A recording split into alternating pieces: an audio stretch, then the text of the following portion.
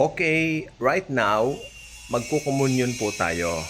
Pero bago po ang lahat, I would like, especially dito po sa atin pong channel, I would really like to tackle the importance of Holy Communion.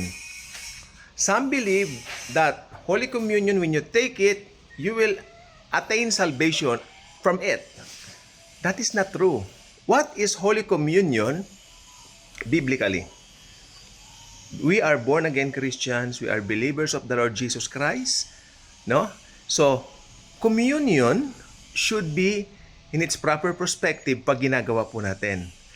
Communion is only commemoration, okay? Kay Jesucristo sa ginawa niya sa krus ng Kalbaryo. Ang tinapay na ito po ay gardenia, no? Ito po meron tayo dito. Thank you, Jesus. Gardenia, pwede rin pong pandesal, no? Skyflakes, or may nabibili po sa mga malls. Dati meron po kami gano'n, yung talagang ostia. If you can, please. I think nasa 250 pesos po yun. Pag bumili kayo sa supot, ilang po ang laman. Mahalaga po yun kasi pwede po siyang gamitin mga elemento natin sa communion po natin. Then, sa drinks, yung magsisimbolize po ng blood ni Christ, pwede pong juice, pwede rin pong alak, yung red wine na which is ginagamit namin dati lagi. Pero ngayon what I have here is Pepsi Zero, no? Pepsi Zero. Yan po ang gagamitin nating elements. Right now, tignan po natin.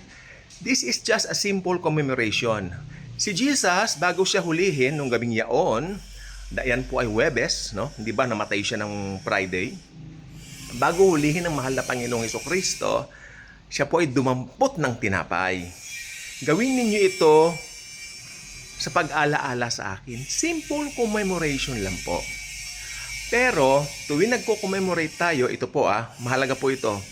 Inaalala natin sa pamamagitan po ng bread na ito, what I have right now is gardenia, of course.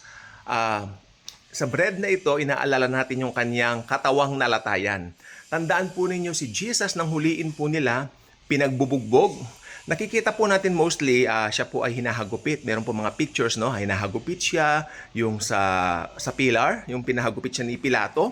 Alam niyo, ang purpose ni Pilato roon, para pagkatapos siyang ipahugupit, ipapalayain niya si Jesus. Pero mali, nung pinahagupit niya si Jesus Christ, si Lord Jesus, lalo nagsigawan ng mga tao, crucify Him, crucify Him. Kasi talagang galit na galit, especially mga punong pari that time, sa pangunguna ni Caiphas at saka ni Anas, na si Jesucristo, si Jesus, ay mamatay talaga. Ay pinabugbog na, ganun-ganyan. Pinalatigo pa. Ngayon, si Jesus Christ binugbog din po aside doon.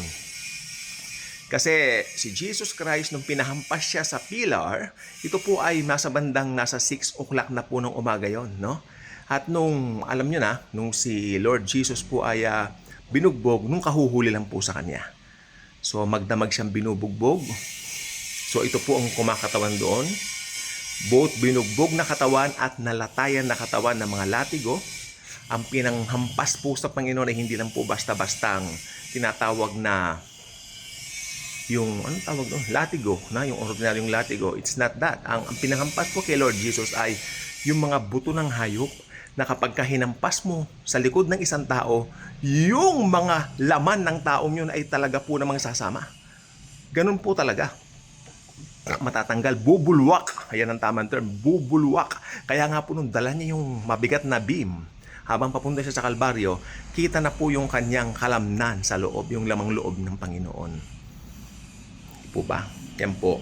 Ito ang sinisimbolo nito. Ngayon, since it is commemoration, ano ba ang ginawa ng Panginoong Jesucristo sa krus ng Kalbaryo? Di ba? Binayaran niya ang ating mga kasalanan.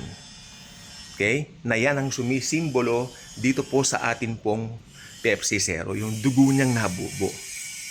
Inaalala natin na siya ay nabugbog, siya ay hinampas, no? Ng mabibigat na panglatigo na ang laman nun ay mga buto ng hayop na kanila pong inilagay sa katawan ng anak ng Diyos na pinanghagupit siya. no? At bawat dugo doon para po sa kagalingan natin. Yes, kasi nakalagay po sa Isaiah, by His stripes we are healed. Kaya if you feel sick right now in your body and you are a Christian, meron kang karapatan sa healing dahil sabi ng Bible, by His stripes we are healed.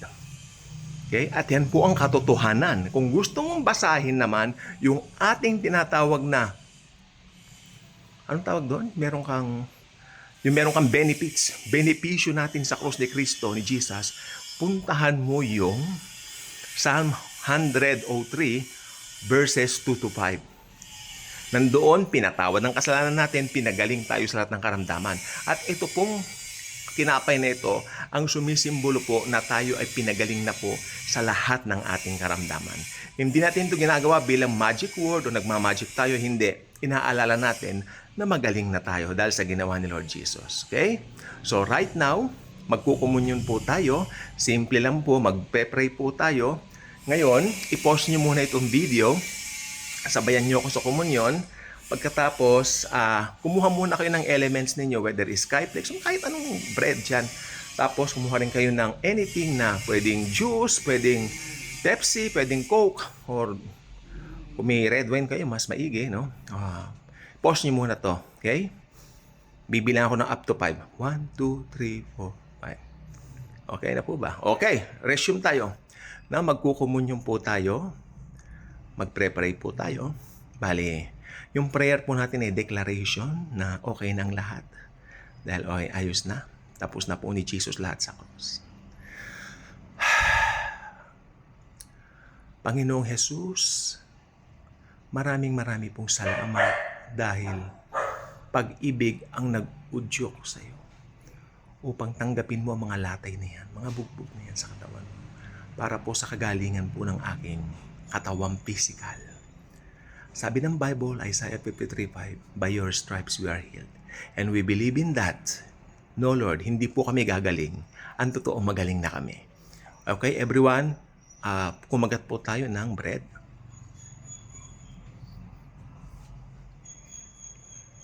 Thank you, Jesus. Ganon din po, Panginoon, na nakabayubay ka sa krus ng Kalbaryo. Winika po ninyo, naganap na. It is finished. Pagkatapos nung sinabi mo yung Panginoon, lahat po ng kasalanan namin, past, present, future, napunta na po sa katawan mo. Lahat ng karumihan namin napunta sa katawan mo at ang kabanalan mo ay pinihis pa amin. Yun po ang tinatawag na divine exchange. Thank you, Jesus. Right now, we are now the righteousness of God in Christ because of your finished work, dear Jesus. At naniniwala po kami, ang dugo mo ang dahilan na nabubuo sa krus upang kami may patawad sa aming mga kasalanan, past, present, future. Uminom po tayo ng elements natin na red wine ba yan, o Coke or Pepsi. Yung may simbolo sa banal na dugo ng Panginoong Hesus. That's it, my friends. If you believe na pinagaling ka na sa mga kasalanan mo, and if you believe na lahat ng kasalanan mo sa krus ng Kalbaryo, pinatawad ng lahat ng yan. Okay? Lahat ng sakit mo pinagaling na, lahat ng kasalanan mo pinatawad na. Yes, because of Jesus, because of His finished work in the cross alone. So communion is not something na parang gagawin mong ritual or something na yung iba nga sinasabi nagiging literal na alak or nagiging literal doon na katawan ni Jesus. No, hindi po. Ito po ay simple commemoration ng meron na tayo. Meron tayong kapatawaran ng kasalanan natin at meron tayong kagalingan. We are just declaring it through these elements. So salamat sa pagsama ninyo sa pagkukomunyon natin sa hapon na to. I just feel the urgency of sharing this dahil napaka-importante. God bless sa ating lahat. Oops, subscribe kayo dito sa Daily Good Vibes.